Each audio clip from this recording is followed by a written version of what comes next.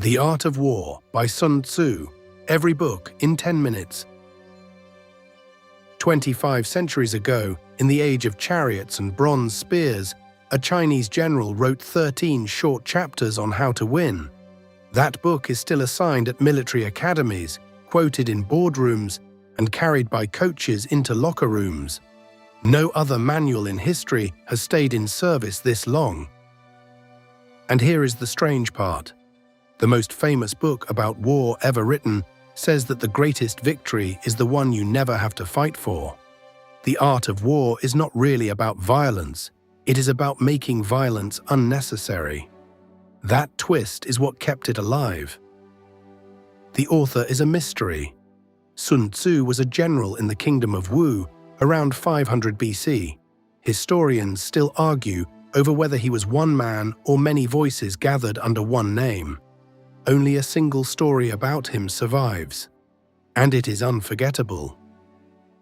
Part 1. The Test. The king of Wu decides to test him. "Fine words, General. Can you turn my 180 palace women into soldiers?"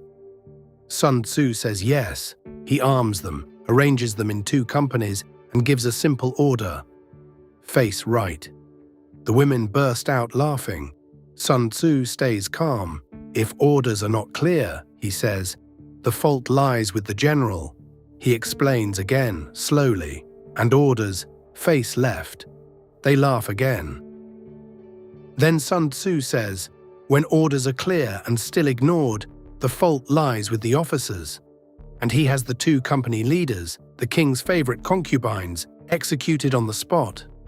The king protests. It is too late. The next drill is flawless.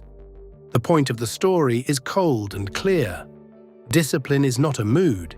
It is a system with consequences. Hired, Sun Tzu lays out his first rule.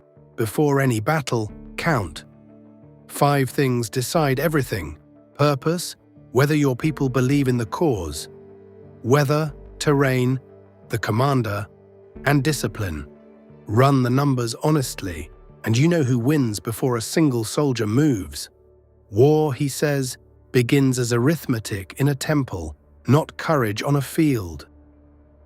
From that comes the most quoted sentence in the book: "Know the enemy and know yourself, and in 100 battles you will never be in danger. Know only yourself, and you will win half the time. Know neither, and you are already beaten." In this book, information beats courage. Every time. Part 2. Winning without war.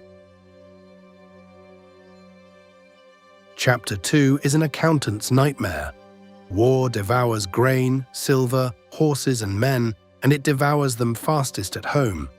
No nation in history, Sun Tzu writes, has ever profited from a long war. So if you must fight, be brutal about one thing above all: be fast. Then comes the ladder of victories. The best strategy attacks the enemy's plans before they hatch. The next best breaks his alliances. Only then comes attacking his army. And the worst option of all is besieging a walled city. Supreme excellence is breaking the enemy's resistance without fighting and taking his state whole instead of in ruins. It leads to his deepest idea. A victorious army wins first and then seeks battle. A defeated army fights first and then looks for a way to win. Make yourself impossible to beat, which is entirely in your hands. Then wait for the enemy to make himself beatable, which he always does. Part 3. Formless as Water. Now the famous darkness.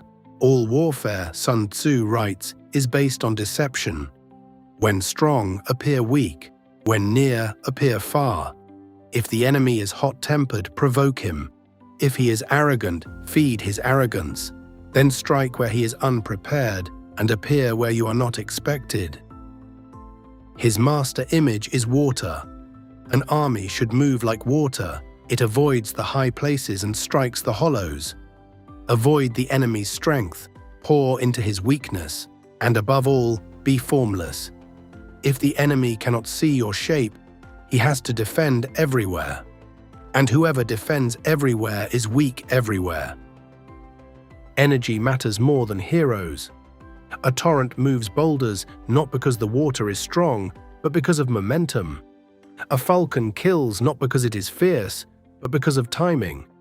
Fix the enemy's attention with the expected move, then win with the unexpected one. The combinations, he says, are as endless as the notes of music. Half the book is about terrain, and the real lesson is adaptation. Rules change with the ground you stand on. A general in the field may even refuse his king's orders if the situation demands it. And Sun Tzu lists the 5 faults that destroy commanders: recklessness, cowardice, a quick temper, vanity, and caring so much for appearances that you cannot act.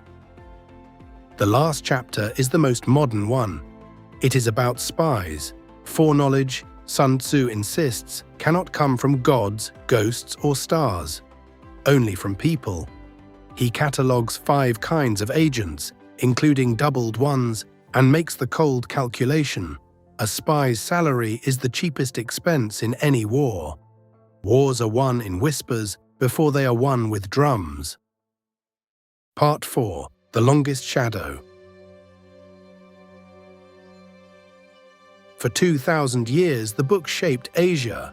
Samurai lords carried its lines into battle on their banners, swift as the wind, silent as the forest, fierce as fire, immovable as the mountain.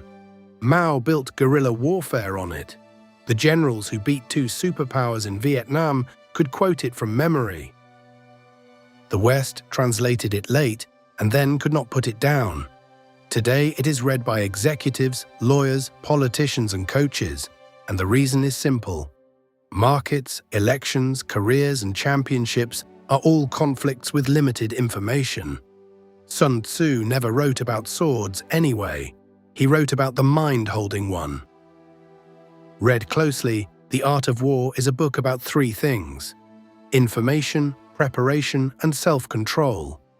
In its world, an actual battle is a failure state, proof that someone stopped thinking.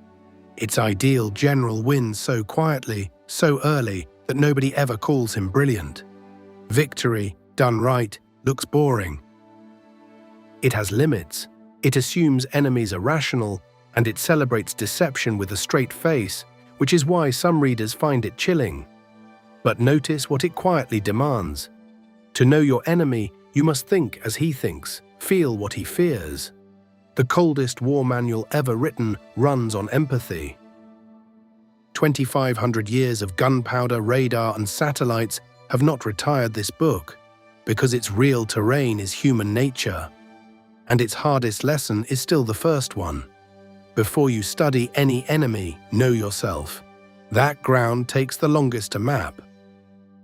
Next time, a respectable London doctor drinks a potion of his own invention, and the politest monster in literature steps out of his mirror. The Strange Case of Dr. Jekyll and Mr. Hyde. Every book in 10 minutes.